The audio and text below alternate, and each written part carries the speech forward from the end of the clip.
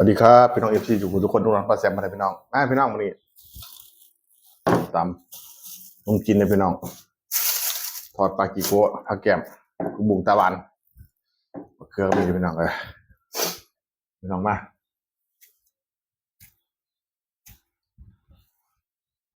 ปลาบุ้งงามเลยพี่น้อง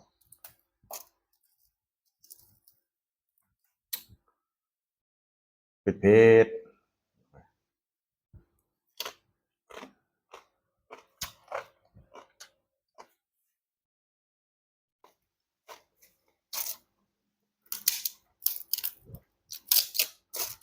ปลาตะลื่นคุณล่ะ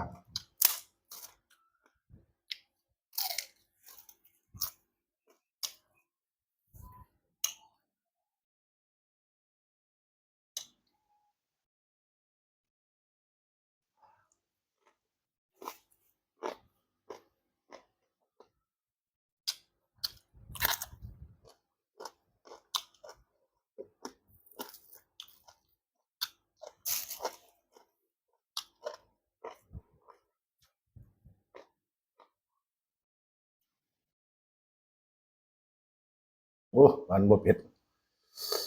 รสจัดขนาดนี้พี่น้องเลย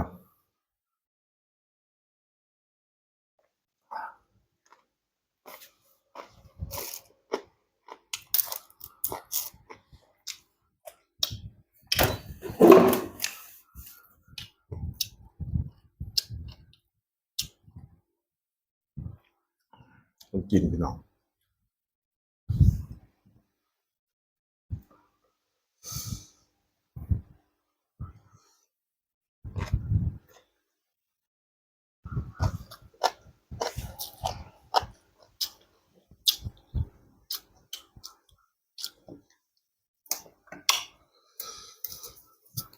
คักๆพี่น้องเลย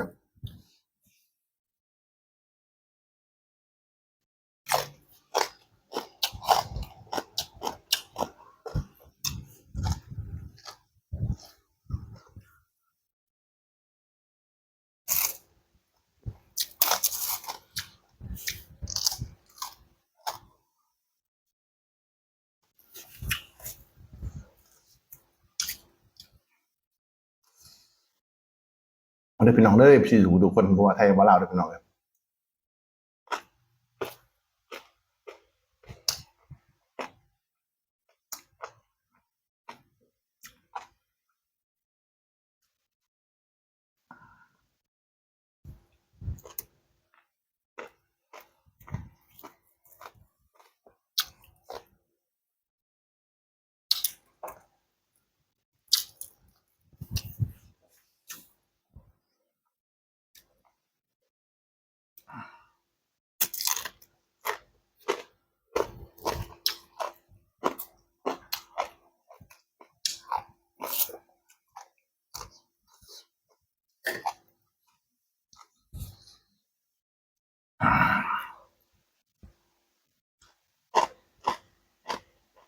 เปิดหม้อหน้าพี่น้อง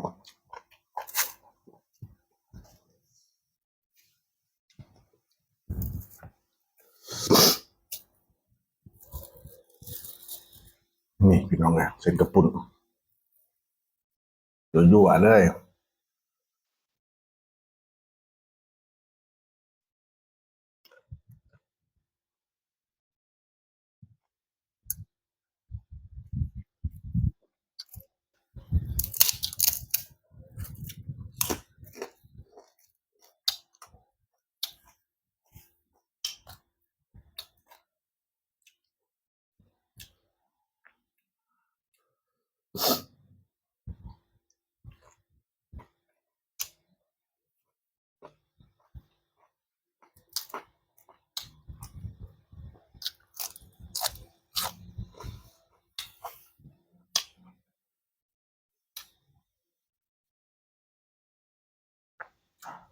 ต้องใช้ช้อนน้องพี่น้อง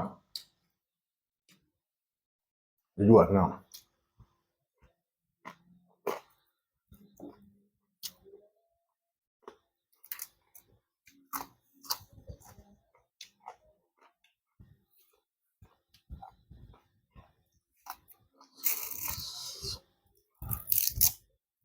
บ่เผ็ดกับบะเสียบ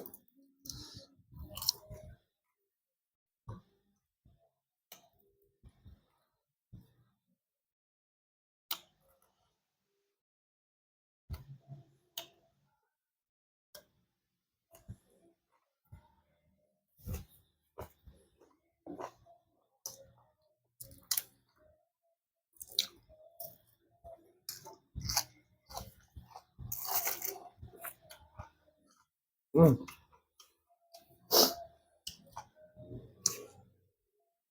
้ำตาเตียนพี่น้องเลยเผ็ด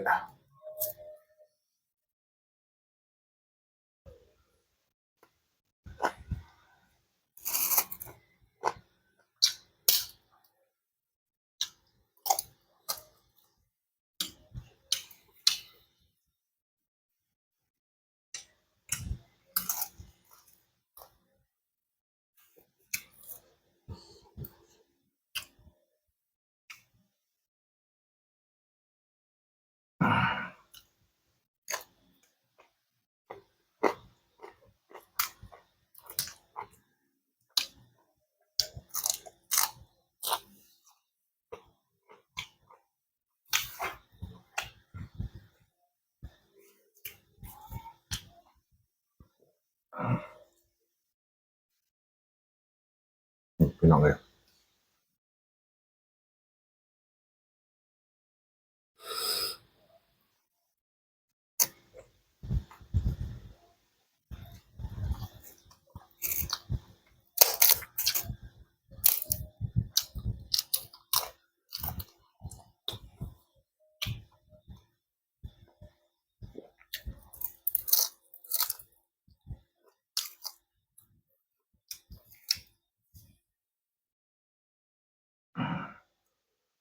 โอ้ยเผ็ดพี่น้องเลย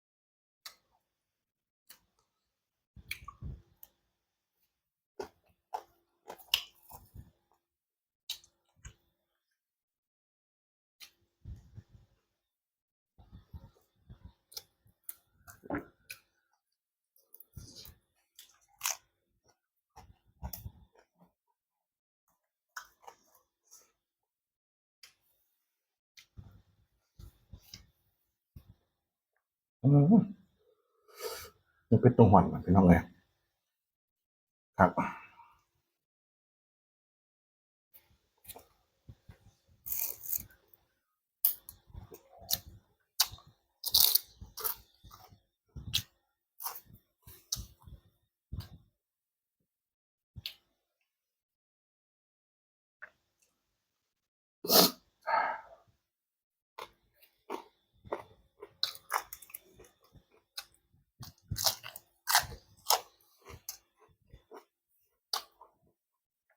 จำปังพี่น้องเลยสุดยอดเลย